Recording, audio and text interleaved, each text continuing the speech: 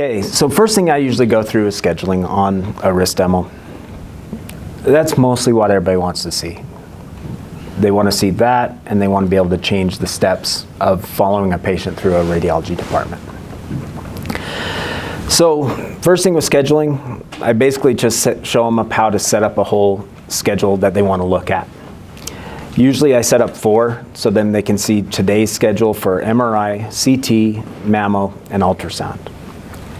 Usually I set up mammo and ultrasound together because that always is a great way to show how I can schedule things that are often bundled together easily. When you're demoing this, open your RIS early and click on stuff, because I have noticed that in the demo environment, sometimes it takes a long time for these pop-ups to pop up. So you just want to make sure you click those a few times, and then it runs really fast after that. Is this the quick order wizard, as we used to call it? Yeah. Okay. So you could do full schedule editor, which is like the huge one, or you can just click it, and that's giving me the quick pick, kind of what you're used to. So when I'm going through scheduling, usually when I'm going to do a demo, I would have taken time and scheduled a bunch of patients today. So whenever I have a RIS and you see them all on the calendar, that's because Doug spent about 20 minutes ahead of time making it look like a department.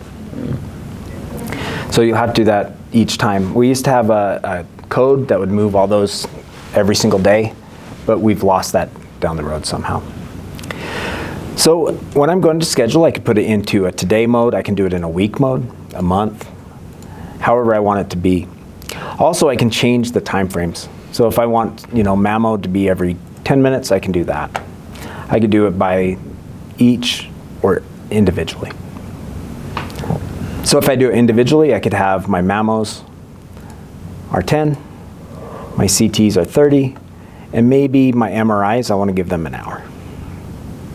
So I can have different time frames per modality, even though I'm still on Friday.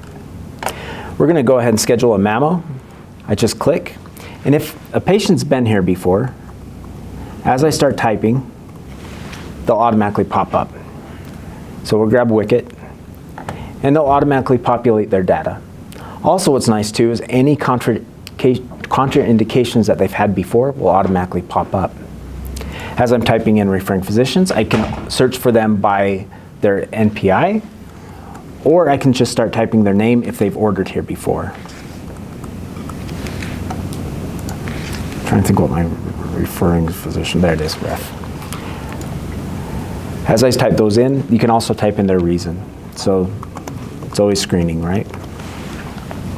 This is where the ICD-10 codes are all stored. And so all of the ICD-10 codes are already pre-built for you, and as they update, we update them as well.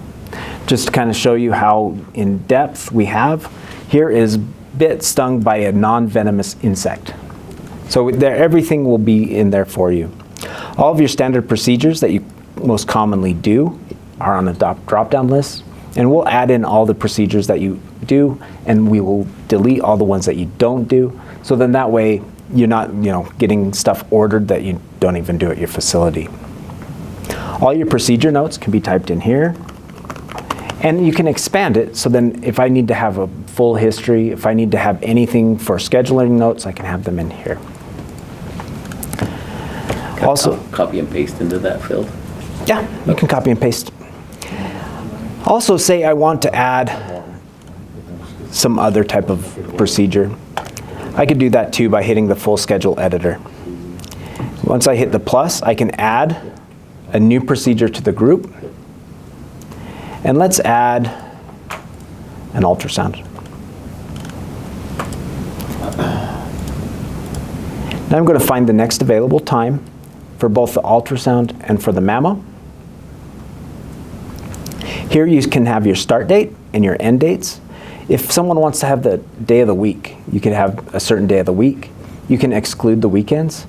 You can say the minimum wait time, because we know that a mammo takes 20 minutes, but we don't want them waiting more than 60 minutes. I can also say what I want first. I want the screening mammogram first, or do I want the breast? So we're going to put the breast in front. Now I'm going to hit search, and it's going to find me all those times that are available. I can choose what day I want, or what times I want. So maybe they can't come in until 3. Once I have that, I'm going to hit choose selected time. Now that's chosen, I'm able to just go ahead and hit save. Now everything within this form you can have customized to your facility. We have a full admin that goes through each admin console that can go through each of these and add them or delete them as needed. One big one would be like your scheduling screen. You can have a scheduler and also say that your contraindications have been, sorry, my phone's ringing. It's driving me nuts. You can have your scheduling screen automatically pop up and say that I've given the instructions to the patient. But going on from that, I'm just going to go ahead and hit save. As you can see, there's some exam preps. It says don't wear any deodorant to the mammo. Have you given the prep instructions to the patient? Yes, I have. Now it will be there both on the mammo, and as you can see, all of the information will automatically pop up, and I can grab any of these and copy them to the clipboard. So if I need a quick telephone number. And then emailing forms before they arrive. Yes. So as we schedule them, we can automatically have the e-forms cross over. When I go into a patient, I can edit the patient here, and I can say exactly how their e-forms come across.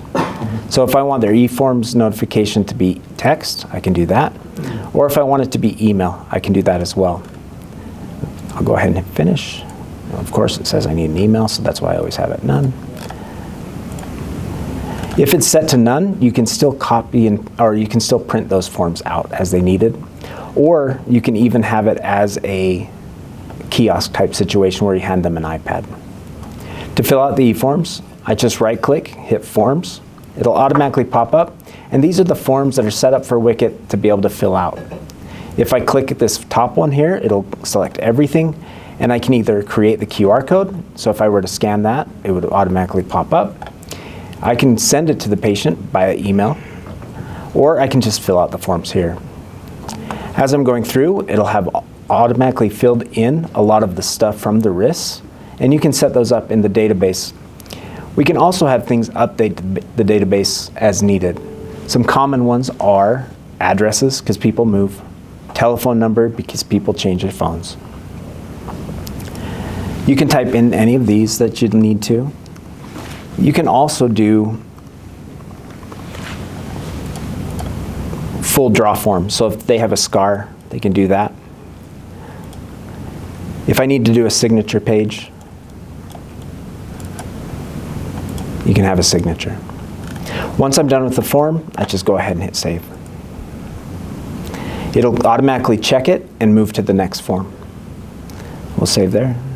We'll save there. You can have forms with certain things that have to be filled out, and that's okay too. And that's all done with the PDF editor, so you can use your own forms as well. Now that's basically it for scheduling. It can be all color coded, so then I could have them set up exactly so all the different color codes populate. So mine right now is unscheduled is green, scheduled is yellow, screened, arrived. And as they move through those different workflows within your department, it'll change colors so I can look at the calendar and know exactly where everybody's at in my department. So just to kind of give an example of that, if I open up Wicket again, he's set to scheduled. All to check him in, I just hit patient checked in and hit save. Now he turns red. So I know he's in my department. We need to deal with him right now. Next is our patient workflow button. And this is really nice to be able to see exactly where everybody's at in your department. Your unscheduled studies are going to be the ones that need to be put on the schedule. So then you can see how behind your schedulers are. Your scheduled studies are all the stuff that's going to be done in the future, and I can even set the different time frames here so I can see what's coming in today, what's coming in tomorrow, what's coming in next week. To move anybody from scheduled, all I come here is click it, and I can do all of these different action buttons. Let's just go ahead and check her in. As it checks in, it moves from this box into this box. Anybody that's stat will automatically be red, or any type of wait time that you set and it's expired will also be red. If they have not filled out their forms, they'll also give you a red exception mark. If they have filled in their forms, they'll be green. But basically, for per day, you're trying to move everybody to the end of the row. Also in the scheduling tab, you may have noticed these names coming across the top. Those are customizable per user. So what those are, mine are, I want to see who's been scheduled and when. So they'll automatically come across. If I want to click them, they just click and it'll move me straight to that person. That, in a nutshell, is the RIS.